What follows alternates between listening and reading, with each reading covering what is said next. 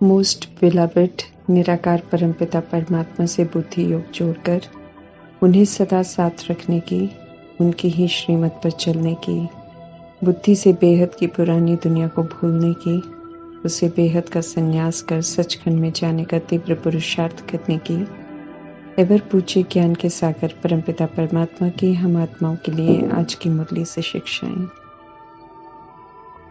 फरिश्ता अर्थात ऊपर की स्थिति में स्थित रहने वाले, साक्षी होकर सभी को सकाश देने वाले, फरिश्ता अर्थात लाइट और माइट स्वरूप वाले, फरिश्ता अर्थात एक परमात्मा के सिवाय किसी से भी कोई रिश्ता नहीं रखने वाले, फरिश्ता अर्थात फॉलो फादर सदा बाप के साथी, फरिश्ता अर्थात निरंतर बेहद के सेवाधारी सर्व बंधनों से मुक्त, फरिश्ता अर्थात जीवन मुक्त, पुराने संस्कार पुराने संसार से कोई रिश्ता नहीं, फरिश्ता अर्थात स्वराज्य अधिकारी।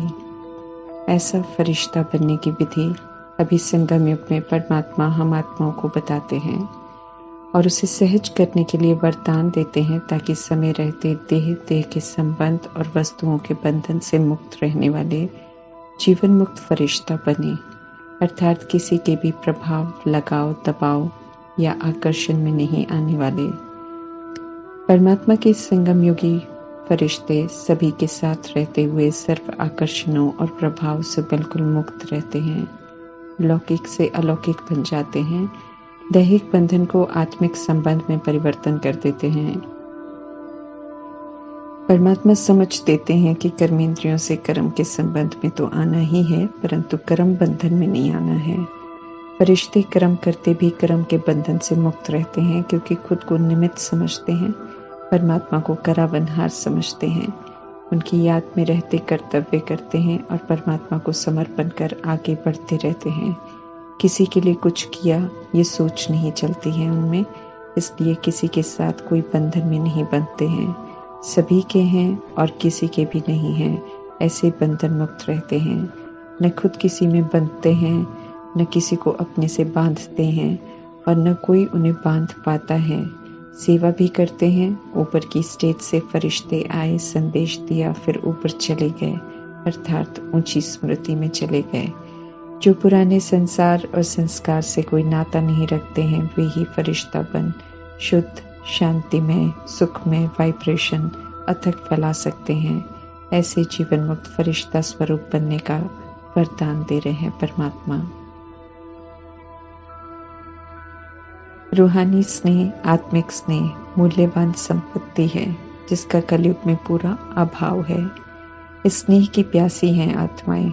इसी स्नेह के पानी की चाह में आत्माएं संपर्क में आती हैं, परंतु जब तक देह का अभिमान है कोई रूहानी स्नेह दे नहीं सकता है, इसलिए जन्म जन्मांतर से प्यासी हैं। स्थूल संपत्ति आत्मा को संतुष्ट नहीं कर सकती है। स्थूल संपत्ति होते हुए भी जीवन में खालीपन रहता है।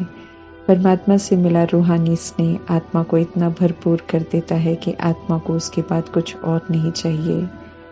रूहानी स्नेह का खजाना अभी परमात्मा से प्राप्त होता है। इस संपत्ति से संपन्न हो परमात्मा कहते हैं सभी को रूहानी स्नेह बांटते चलो। भारत सोने की चिड़िया था, ये गायन और महिमा है भारत में। हालांकि भारत सोने की चिड़िया के रूप में दिखाई नहीं देता है। परमात्मा समझाते हैं कि भारत सतयुग में संपन्न था, इसलिए उसे सोने की चिड़िया कहते हैं। अभी पुनः परमात्मा कह रहे हैं कि भारत को श्रीमत की बहुत जरूरत है, क्योंकि अब भारत कौड़ी जैसा बन गया है, लेकिन श्रीमत से फिर से हीरे जैसा बन जाएगा। श्रीमत से ही आत्माएं श्रेष्ठ बन जाएंगी और सभी की सद्गति हो जाएगी। रावण रूपी विकार अति सूक्ष्म है, बाल बच्चों सहित है, सभी में घनी एकता है। आधा कल्प से उनका राज्य पक्का हो गया है। मनुष्य तो सारे ही विकारों के गुलाम हो गए हैं। सभी में देह का अभिमान है और सबसे बड़ी बात है कि किसी को मालूम ही नहीं है कि रावण कौन है और न मालूम है कि सभी इस समय रावण ही बन गए हैं। इसलिए मनुष्यों में तो शक्ति नहीं है कि वे रावण को मार सकें। सिर्फ सर्वशक्तिमान परमात्मा में रावण को मारने की शक्ति है। परमात्मा को ही राम भी कहते हैं, वो राम जिन्हें लोग अंतिम समय में राम नाम सत्य है कहकर एक दूसरे को और शरीर छोड़ने वाले को याद कराते हैं। रामायण वाले राम त्रेता युग में राज्य करते हैं, तब रावण नहीं होता है। रामचंद्र की आत्मा तो अभी ड्रामा में किसी न किसी रूप में है और निराकार राम को ही याद करते हैं। परमात्मा राम की शक्ति के बिना रावण मर नहीं सकता है। पवित्रता के सागर परमात्मा के आगे विकार ठहर नहीं सकते हैं। बाप, टीचर, सदगुरुपन परमात्मा हम आत्माओं को अपना बनाकर शक्ति देते हैं, जिससे हम भी रावण पर जीत प्राप्त कर सकते हैं। पवित्रता की प्रतिज्ञा करते हैं तो ब्राह्मण बनते हैं, फिर आगे चल पवित्रता निभाकर ब्राह्मण होने का सबूत देना होता है। हुलिहंस अर्थात मन, वचन, कर्म से, दृष्टि, वृत्ति, कृति से संपूर्ण पवित्र बनना। जब तक अपवित्र हैं तब तक शूद्र वर्ण के हैं। दुनिया में शूद्रों की अलग जाति है जिन्हें अछूत कहते हैं, उनसे दुर्व्यवहार करते हैं सब। परंतु परमात्मा आकर कहते हैं कि सभी में देह अभिमान की और विकारों की बदबू है, इसलिए सभी विश्व की आत्माएं शूद्र बन गई हैं। आत्मा ओरिजिनल में तो पवित्र है, सुंदर है, लेकिन देह अभिमान के पराये धर्म को अपनाकर अपवित्र बन गई है। जो अभी तक पुरुषार्थी हैं अर्थात श्रीमत की अवज्ञा करते हैं, वे हाफ कास्ट ब्राह्मण हैं, पूरे ब्राह्मण नहीं हैं। और जो पूरे ब्राह्मण नहीं बनेंगे अर्थात पूरा श्रीमत पर नहीं चलेंगे, वे न इधर के हैं न उधर के रहेंगे, क्योंकि उधर तो रहने वाला नहीं है, इधर सेफ है, लेकिन तभी जब हम पूरा श्रीमत पर चलेंगे। संगम युग और कलयुग दोनों नाव में एक पैर रखेंगे, एक पैर उधर रखेंगे, एक पैर इधर रखेंगे तो चीर जाएंगे। ऐसी आत्माएं जरासंधी कहलाते हैं। समय है निर्णय करने का कि कौन सी तरफ जाएं। असुरपन हमें यज्ञ में विघ्न नहीं डालना है। श्रेष्ठ मत देकर परमात्मा पारस बुद्धि बना रहे हैं, इसलिए शूद्र कर्म कर पत्थर बुद्धि नहीं बनना है। माया रूपी कमजोरियां और विकार जब बुद्धि पर सवार होते हैं तो बुद्धि मारी जाती है, समझ सारी खत्म हो जाती है। हम आत्माएं सृष्टि रूपी ड्रामा में जन्म मरण के चक्र में आते हैं, इसलिए हम आत्माओं का आकारी शरीर भी है और साकारी अर्थात 5 तत्वों का दिखाई देने वाला शरीर भी है। परमात्मा पुनर्जन्म में नहीं आते हैं, इसलिए दोनों शरीर नहीं है। वे सदैव ही निराकार है। पतित पावन का कर्तव्य निभाने के लिए जब सृष्टि रूपी ड्रामा में परमात्मा प्रवेश करते हैं, तब पतित दुनिया में कृष्ण की आत्मा के 83वें शरीर का आधार लेकर उन्हें शूद्र जीवन से निकालकर ब्राह्मण बनाते हैं। फिर उनके 84वें मर्जीवा जन्म में ब्रह्मा नाम देकर विशेष परमात्मा पढ़ाने का पाठ बजाते हैं।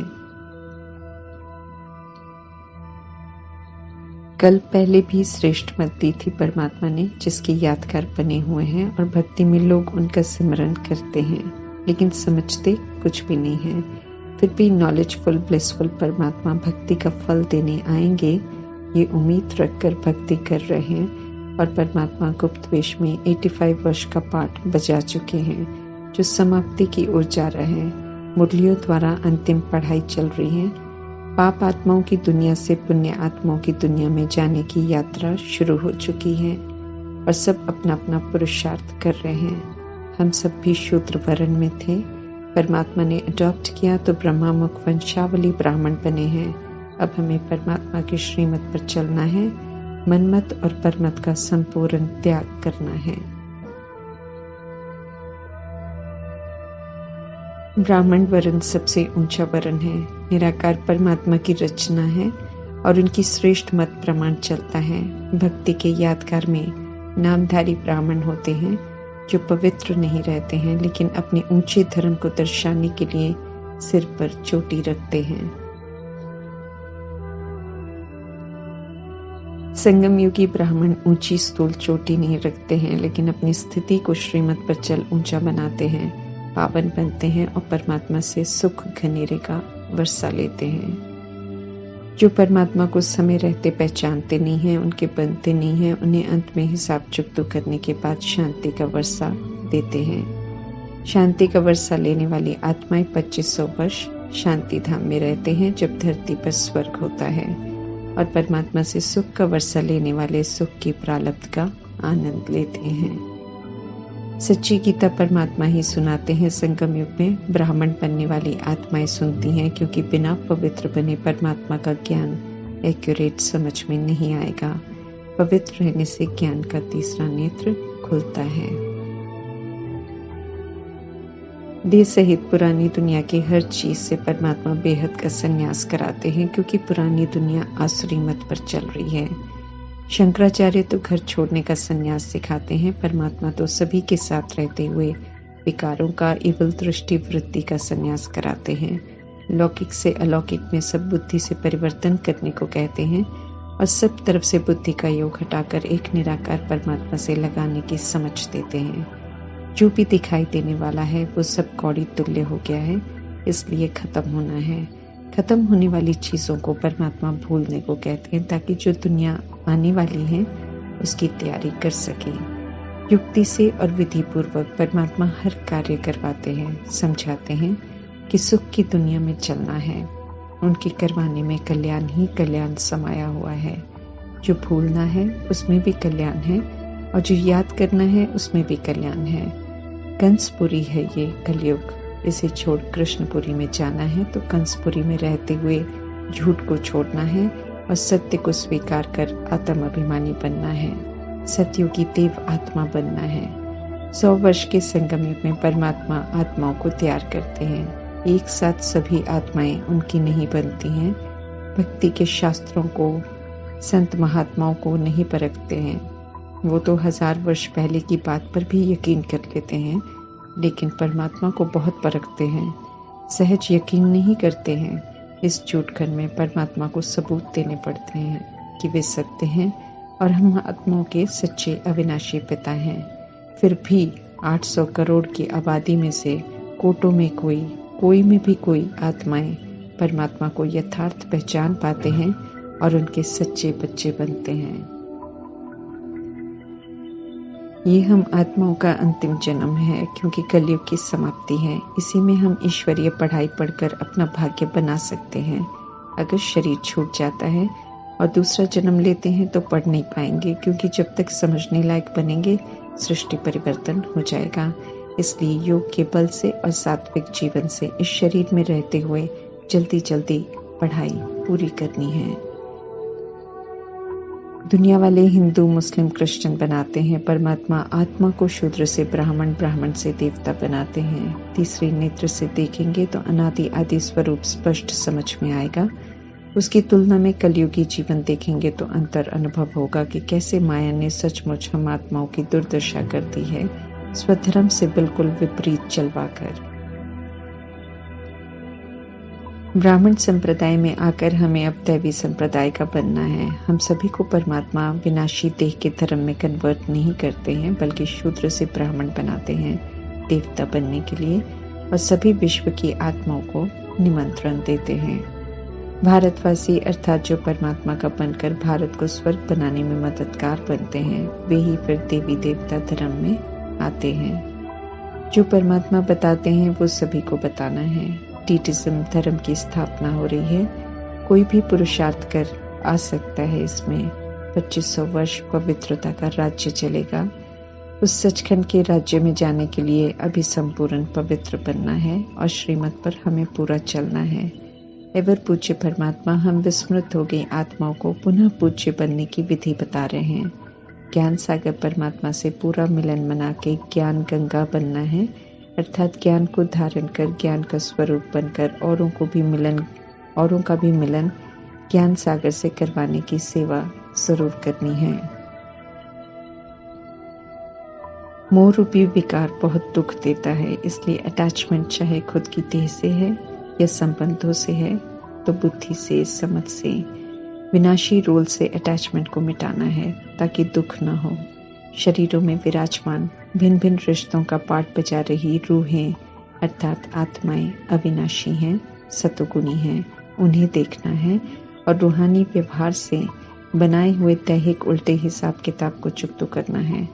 चुकतो हो जाएंगे हिसाब किताब तो परमात्मा की याद में रह सकेंगे। फिर कोई दैहिक रिश्ता विघन रूप नहीं बनेगा। जिनके हिसाब किताब रह जाते हैं वे कष्ट अनुभव करते हैं। अभी समझ मिल रही है तो समझ से खुद को भी फ्री करना है और दूसरी आत्मा को भी फ्री करना है। हम भी परमात्मा की याद में रहें और जो संबंध में है वे भी परमात्मा को ही याद करें। तब निर्भय और निर्बंधन रहेंगे। एक परमात्मा की याद में रहेंगे तो विजयी बनेंगे और सद्गति हो जाएगी।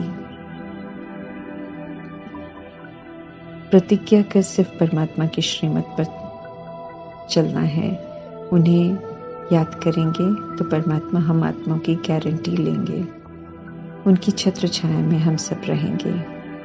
याद में ताकत है, इसलिए याद में भोजन बनाना है और खाना है। कलयुग के विष के प्रभाव से बच जाएंगे। अभी के यादगार के रूप में मीरा का उदाहरण देते हैं कि विष का प्याला पीने से भी उसे कुछ नहीं हुआ। मीरा को तो कृष्ण को याद करते हुए दिखाया है। वास्तव में कलयुग के समय की बात है। दिन पर दिन हम सब दूषित और विष के वायुमंडल में आते जा रहे हैं। आज के अनाज में शक्ति नहीं है, लेकिन बीमार करने का विष ज्यादा है। परमात्मा की याद में खाएंगे बनाएंगे तो विष नकारात्मकता समाप्त हो जाएगी। बुद्धि का योग परमात्मा से जोड़ना है। उसे उस योग को एक्यूरेट करने की मेहनत करनी है। माया के विघ्नों से हमें बिल्कुल डरना नहीं है, बल्कि उस पर विजय प्राप्त कर माया जीत बनना है। ओम शांति।